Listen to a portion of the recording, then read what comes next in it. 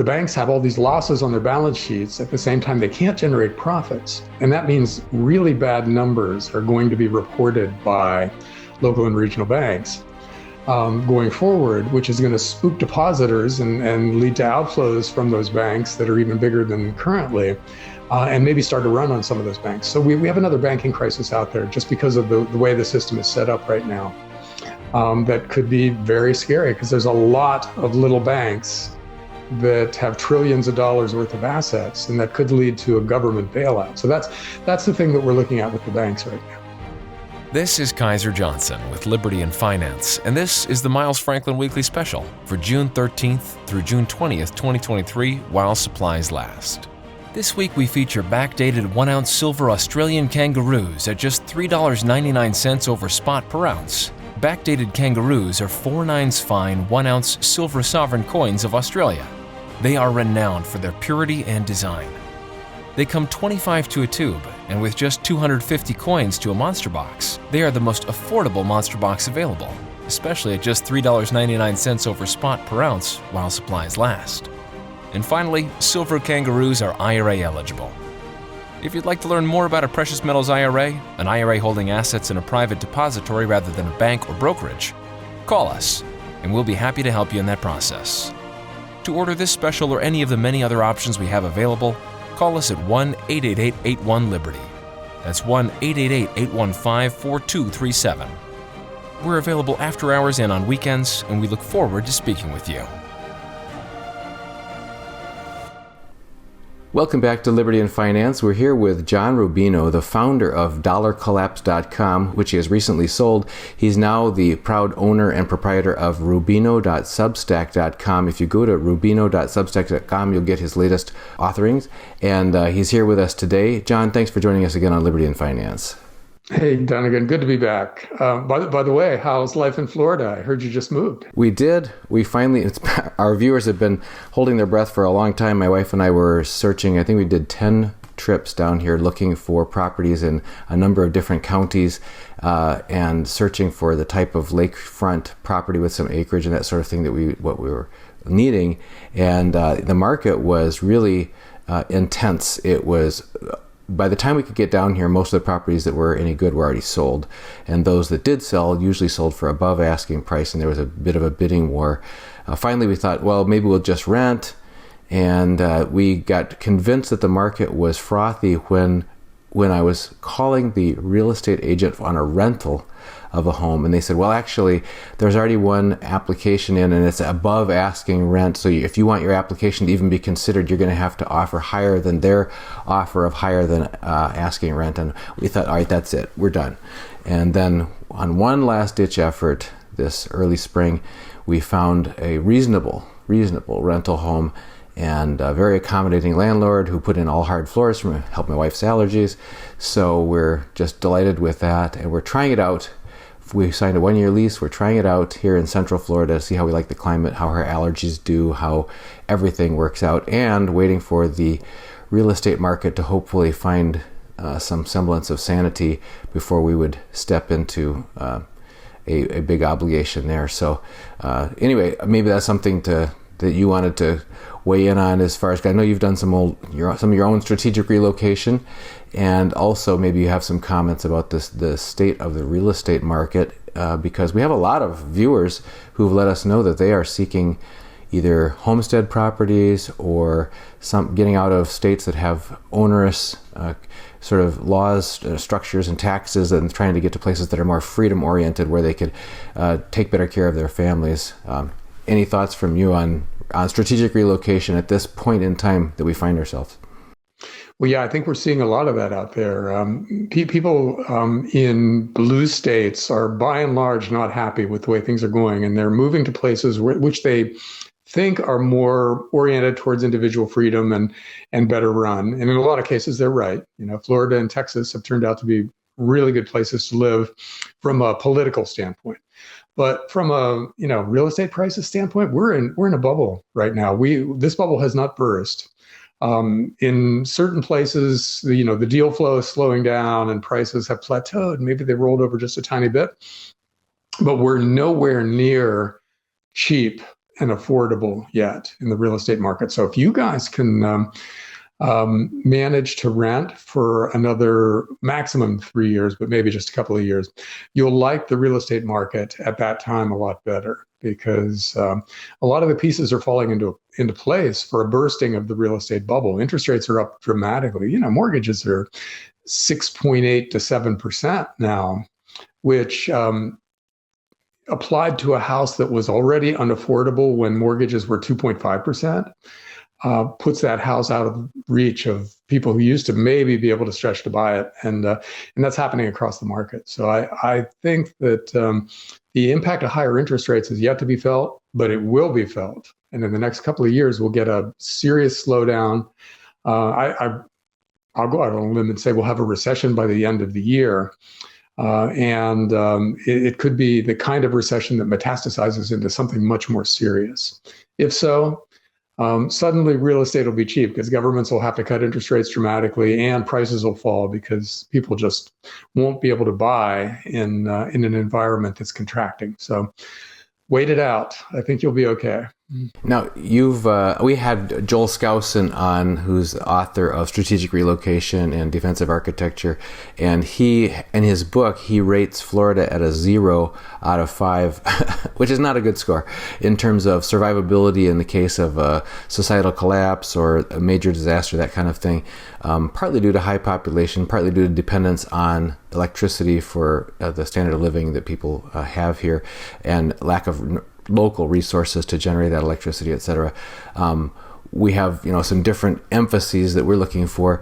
You yourself have been involved in some strategic relocation, and can you talk to us a little bit about some of the major factors that you see affecting people? As former proprietor of dollarcollapse.com, you must have thought through what would our country look like in the event of a collapse, and where would people want to find themselves?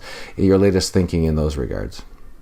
Well, yeah, we're headed for chaos. We've screwed up our financial system to a point where the banks, the currency, the financial markets in general, they're all going to see volatility that just is hair raising in the next few years, and that's going to lead to hard times for a lot of people. So, ideally,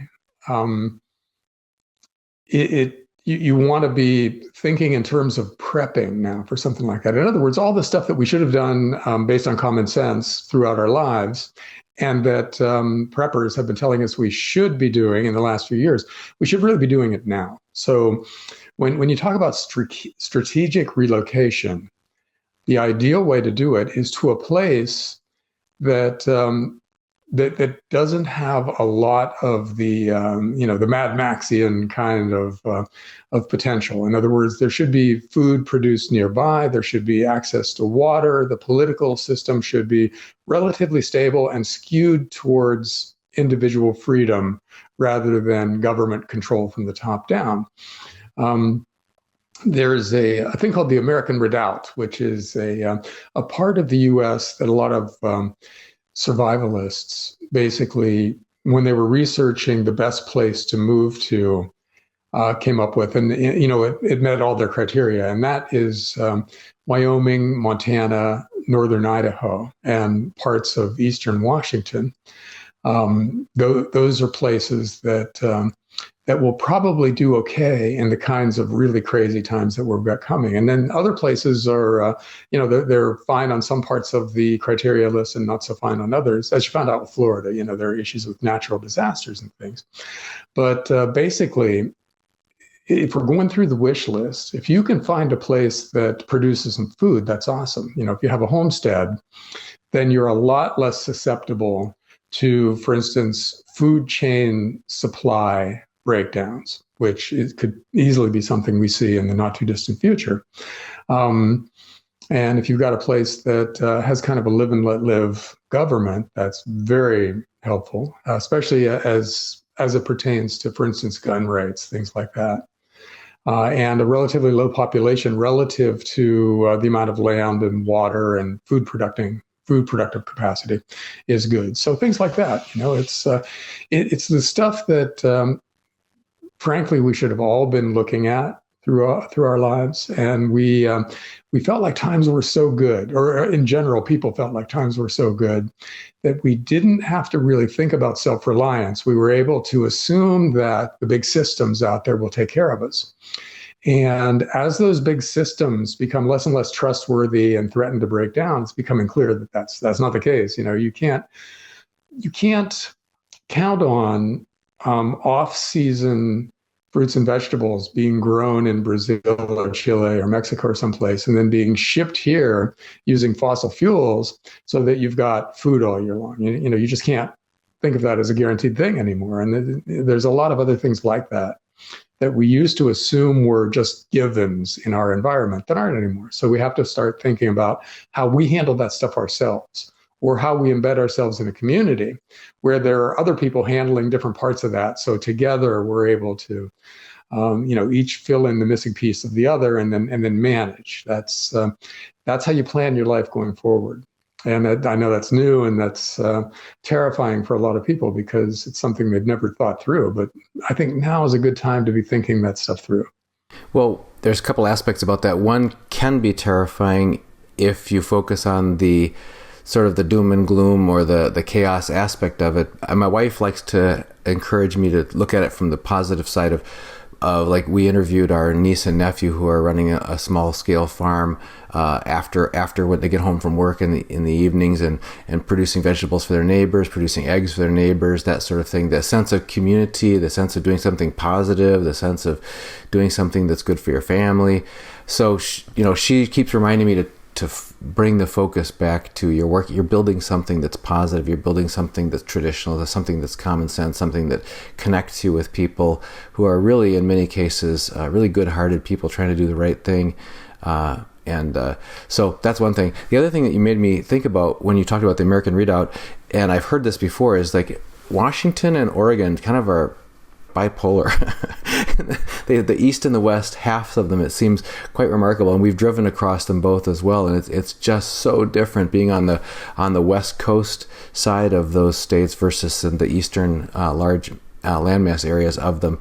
But there's political differences and cultural differences as well. Can you just touch, before we move on, to states where there's this big disparity between the urban areas and the rural areas, and what people can do who are living in them, who may be desiring the freedom that's sort of culturally present in the rural areas, but they're getting overruled in some cases by new laws and restrictions that are being passed in the urban areas? Well, yeah, that's the issue of a lot of coastal states, because you've got big cities on the coast that tend to be extremely liberal and nowadays increasingly authoritarian. And then inland, you've got people who are, farmers or otherwise living off the land, and or participating in extraction industries and things like that. Things that you've got to basically do in partnership with the earth, and that's not a very good political match anymore. You're hearing a lot of people talk about the national divorce that maybe we should have, where parts, the inland parts of, for instance, the western coastal states just form what they call Greater Idaho out here. That's what people talk about, where Montana and Idaho and Wyoming and parts of Washington and parts of Oregon all get together in one big inland state that they run along libertarian lines. And then, the coastal cities get even more liberal and run along those lines. And that's not, well, it's conceivable that something like that could happen, but it's highly unlikely that we could do that in a manageable way in the U.S. Form two countries with those two different ethos, because logistics, the coasts are on either side of the country, and then flyover countries in between with a bunch of big liberal cities. So we're not going to do that, but a lot of people are talking about it because it's an appealing idea. And if you're in a conservative or libertarian part of a liberal state, then you've got some real issues. That's the case in Washington, for instance. A lot of people look at Seattle and they're appalled by a lot of the other things that Seattle's doing, but they have no choice from an electoral standpoint, because Seattle dominates politics in Washington. Same thing with Portland and Oregon, and that's just how it is. So Hence the all the talk about strategic relocation. People want to get out and move, and we're doing that. We're seeing this huge migration of people out of the coastal liberal cities and into places that are a little more rural, a little bit more laid back politically. And so we're seeing this happen week after week, year after year. So there's a population shift going on already. And it's unlikely that it turns into, India, Pakistan kind of thing, where 1 million people died as they tried to sort things out. Hopefully we don't go that route, and we continue to do it gradually. But it is an issue because the political polarization between the 2 points of view that dominate the U.S. right now is growing. And there's really no easy way for a libertarian to get along with a modern liberal politically. So the easiest thing to do is just not get along, just each go off and do their own thing. And this is caused by and a product of the financial mess that we've created, because life is getting harder and harder for virtually everybody, which makes it that much easier to harden your political stance, because it's easy to blame the other side for the stuff that's happening. And really, the big macro problems in the U.S. are bipartisan.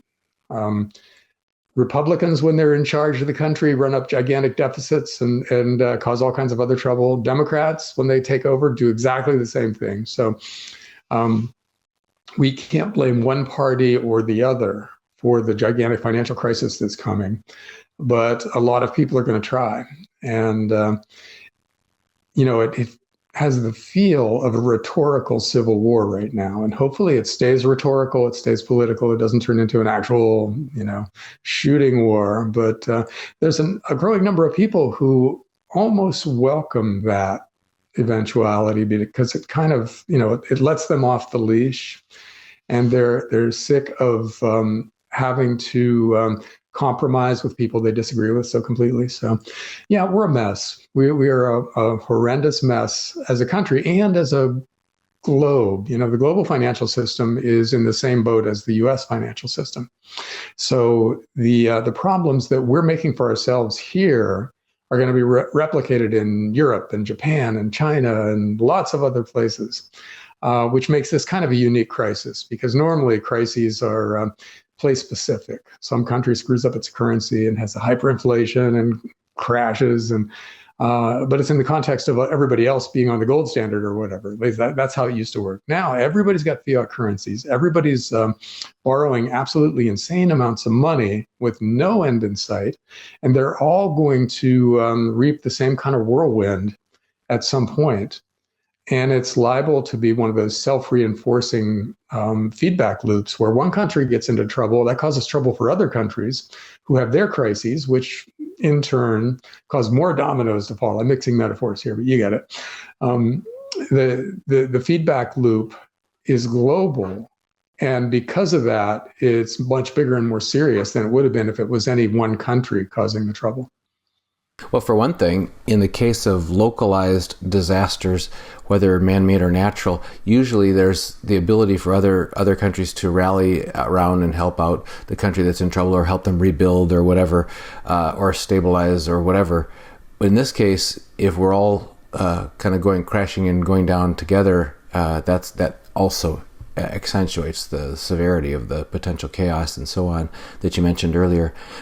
In passing, you talked about people relocating to areas where they could basically be left to live their lives without a lot of government interference. One of those aspects that people are very concerned about right now is privacy, or the loss of privacy.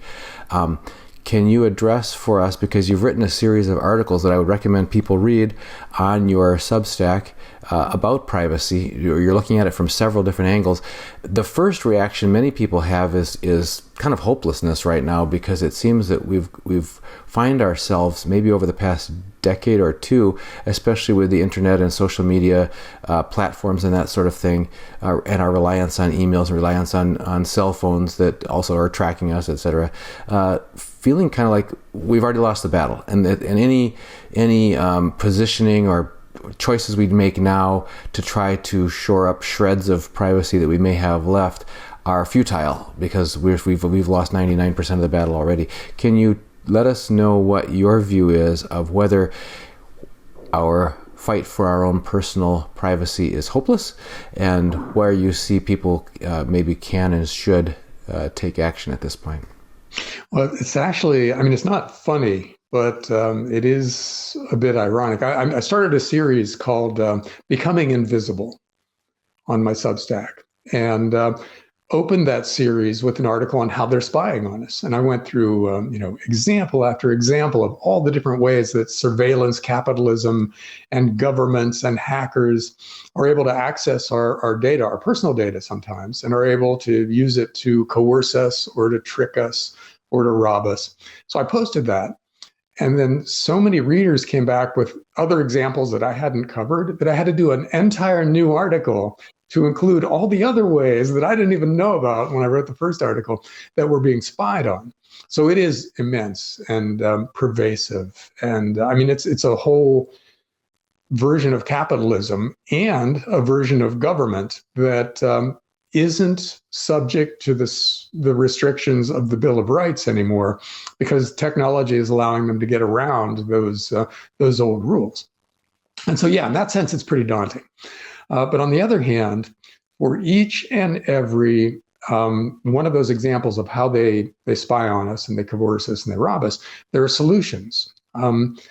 The last thing I just posted was on VPNs, virtual private networks, which are ways to, basically they're apps that hide the data that you send out when you are online. And what that does is it prevents the companies that might be watching your signal or the governments that are paying attention to you from finding out who you are. They can't identify that signal as your signal. And therefore, they can't tell where you go and what you're doing and how long you're doing it for.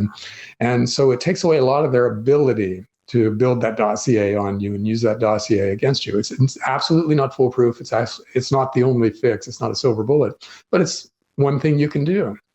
And there are dozens, literally, of other things along those lines. Some of them are fairly simple. Some of them take a little bit of technical knowledge or some time, but it's all doable. So I'm just going to run that series, and I'm going to learn as I go along, because I don't know a lot of these things either.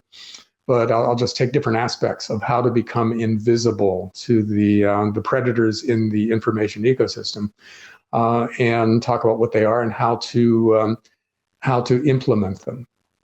And I think already with just VPNs, I think I'm gaining a sense of control over the situation. Like, okay, I did this thing, I figured it out, and it works. So I think a key to the hopelessness that you were pointing out is actually taking steps to become invisible online. Nothing's going to be perfect. You won't completely succeed. But in bits and pieces, you'll be able to take back a little bit of your privacy, and that's going to feel good. It's going to be very empowering. One very small personal anecdote that just occurred, because my wife and I just returned from travels visiting our children and grandchildren, and we arrived at the airport, major airport. We were about to leave the airport, and my wife's cell phone popped up an alert, and it said, an air tag that you do not own is traveling with you. So you may be being tracked by an individual that owns that AirTag. And she thought, and I thought, oh dear, we were standing around picking up our bags at the baggage claim area for a while, and somebody could have slipped a tracking device into any of these many pouches on the outside of our backpacks or her purse or whatever our bags as we were distracted with that task. And then we were, on the other end of the airport about to leave, and it says that this AirTag device was traveling with us, and we thought, great, we're going to be tracked now to our car, tracked to our home, who knows what. And we started scrambling to try to do some research about a subject that I didn't know enough about, and finally we were most about halfway home till we finally figured out this was a false alarm on our part, because we had reasons that we were able to uncover that showed us that no, in fact, it was no longer with us. We were probably just in the proximity of the same individual who owned an AirTag at 2 points there, and so it alerted us. But the thing that was the most chilling to me about that experience, besides the creepy feeling of feeling violated or that somebody was spying on you or tracking you. That was a very horrible feeling. But the second one was in learning about the technology behind AirTags, which are a little tiny disc, a little device you can buy, and you can attach it to anything you own or put it in anything you own, and that way your phone will tell you where it is. Well, how does that happen? Because your phone doesn't have the ability to send beams across the earth, but actually to find out that all like Apple devices, all cell phones, and it's also true for other types of devices as well, are in forming a network that are all reporting into the mothership when they're in the proximity of these types of devices. And so not only everybody else's cell phones, but our cell phones that we've owned all these years have been participating in this network of spying on each other or spying on other people for, supposedly all for beneficial purposes, of course, for convenience and that sort of thing, to help people not lose their stuff. If they put an AirTag in there, our phones have been part of this mesh network that's out there in everybody's pockets and as around the world,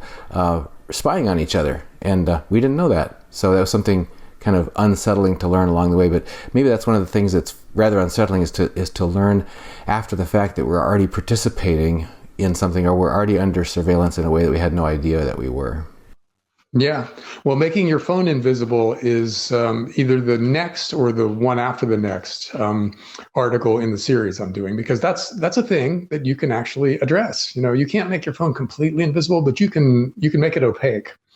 And I'll lay out the ways to do it. I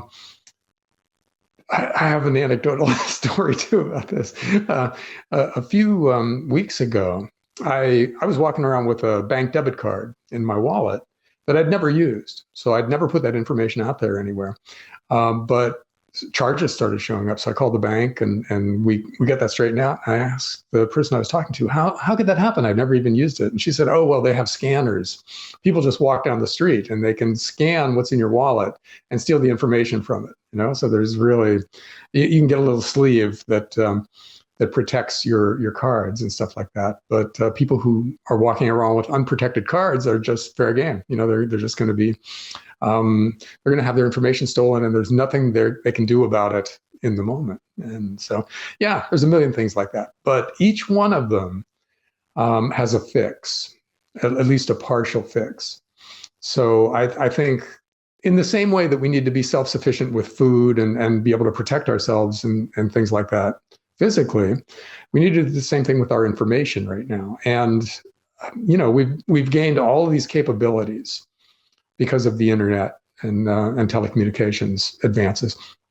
But with those abilities and advantages comes some responsibility. And we've been really lax about that responsibility. We understand that we need to, guard our house in various ways, but we haven't really thought through what's happening with our information out there. But it's time, and there are products for everything. So it's just a thing that we should all be paying attention to. In the same way we're figuring out how to grow some food, we should be figuring out how to protect our cell phones and our internet signals and things like that from the eyes of people who want to hurt us. So it's all doable. It's all stuff we've never had to think about before, and it's kind of daunting, but it's completely understandable for the average person if they just put a little time and effort into it. I wanted to change the topic, but it's related in a way that as we've discovered that we're being subject to systems that we haven't been aware are taking actions against us or that sort of thing, or they could, and we need to be more responsible about taking preventative and proactive steps. The same thing in our financial lives, which again is your area of expertise, has been with our relationship with our bank. Most people have believed for the longest time that what they deposit in the bank is theirs. It's quote unquote their money, and it's in the bank, and that it is money. And recently, when we've had some bank failures and some announcements by Janet Yellen and others, some leaked videos from the FDIC and so on, people have been increasingly concerned about how exposed they are to the risk of loss of their nest eggs or their savings or that sort of thing in the banking system. And it's almost we've almost gone over the hill here in the sense that when we get a week or two now without a banking failure, we think, oh, there haven't been any banks failing in the last week or two. Everything must be fine. But you've talked and written recently and done some research about what's not fine in the banking system, why we shouldn't be just accepting it as situation normal. Can you bring us up to date on that? Oh, yeah, the banks aren't out of the woods yet, especially the state and local banks, because the small bank model involves borrowing short and lending long. In other words, you borrow some money for a couple of years at 2%, you lend it to a local business or to a homeowner for 5 years or 10 years at 3 or 4%, and then you make the spread. That's their business model. But lately, short-term interest rates, in other words, what banks have to pay on deposits to get that money, is above what they can make by lending locally. And that means they're basically out of luck. They can't make money doing what they used to do. And at that same time, their bond portfolios, in other words, they used to take in extra money and then invest it in bonds and related instruments. Those bonds are now underwater. They've gone down in value because interest rates have gone up, and bond prices are just the reciprocal of interest rates. So the banks have all these losses on their balance sheets. At the same time, they can't generate profits. And that means really bad numbers are going to be reported by local and regional banks going forward, which is going to spook depositors and lead to outflows from those banks that are even bigger than currently, and maybe start to run on some of those banks. So we have another banking crisis out there just because of the way the system is set up right now. That could be very scary because there's a lot of little banks that have trillions of dollars worth of assets, and that could lead to a government bailout. So that's the thing that we're looking at with the banks right now. Meanwhile, commercial real estate is just heading off a cliff, it looks like, in a lot of cities. A lot of office buildings and malls, of course, and apartment buildings even now have occupancy rates that are too low for them to make any kind of money. And a lot of those buildings are going to have to be sold, or they'll be defaulted on, the loans will be defaulted on, or whatever. That's going to hit insurance companies, and that's going to hit also those same local and regional banks and pension funds. And so there are a lot of things out there that are waiting to happen and that can't be fixed without dramatically lower interest rates. So if we're not going to lower interest rates anytime soon, all of the rest of this stuff that I just mentioned is kind of baked in the cake. We have these big crises that are about to happen. And it could be, the banks could be the epicenter, could be pension funds, could be insurance companies. No way to know who blows up first, although the banks are looking pretty likely right now. But once something like that happens, it's likely to spread to the rest of the economy. That's kind of the risk we're taking right now by raising interest rates high enough to choke off inflation, which, by the way, is happening. Inflation is falling. It's still too high, but it's heading in the right direction. But the cost of that, those high interest rates, are threatening to blow up other sectors of the economy. So I think by the end of this year, Dunnigan, we could be looking at a very different system, one in which some serious players are blowing up, and the government is thinking about coming in and bailing them out for trillions of dollars, and the Fed is being forced to push interest rates back down. It's completely possible we go back into a 2010, 2011 kind of situation where interest rates are 0 to negative. The government is just churning out program after program to try to bail everybody inside out. And with the difference being that the numbers are vastly bigger. And so the problems are maybe insurmountable this time around. So I don't think we should get used to what we're seeing right now, because it's got a very near-term expiration date, and much more serious problems are coming. John, if people want to stay up to date with your latest writing and thinking, we're going to put a link in the description of this video to rubino.substack.com. Guys, you really need to just take a look at rubino.substack.com. Those articles are easy to read, they're not too long, and they hit these topics that are vital to our financial futures. And you'd expect that out of someone who's the founder of dollarcollapse.com. So anything else you want people to know about how they can get access to your work, John? No, that's it. Rubino.substack.com is where everything I'm doing resides right now. So just come on over. You can sign up for a free subscription that gives you access to most of what I'm putting out, and check it out that way. Great. Well, John, as always, and I learn as much as our viewers do, I'm sure, always grateful for your presence here on Liberty and Finance. Thanks, Devigan. Miles Franklin Precious Metals is one of America's oldest and most trusted bullion dealers. Miles Franklin is A+ rated and accredited by the Better Business Bureau, licensed and bonded, and has 0 complaints ever registered. Here at Liberty and Finance, we are licensed brokers with Miles Franklin. To order, simply call us, discuss your needs, and we can let you know our live inventory, prices, and availability, and lock in your order over the phone. Once your order is locked, the price is held for you regardless of market fluctuations, and the metals are reserved for you awaiting your settled payment. Within 1 business day of ordering, you will receive an email invoice detailing the order and payment instructions. Miles Franklin accepts payments by bank wire, ACH or electronic check, money order, check mailed priority mail, and cryptocurrency. The fastest forms of payment are bank wire and cryptocurrency. Upon settled payment, metals will ship out within 3 to 5 business days. You will receive tracking information via email. Domestic shipping charges are $15 for any order under 500 ounces of silver or 10 ounces of gold. For orders larger than that, domestic shipping is free. The package will be boxed, fully insured, and labeled discreetly, with no indication of the contents inside. For your privacy, the name Miles Franklin will not even be on the package. To talk to myself, Kaiser, my brother Elijah, or my father Dunnigan, call 1-888-81-LIBERTY. That's 1-888-815-4237.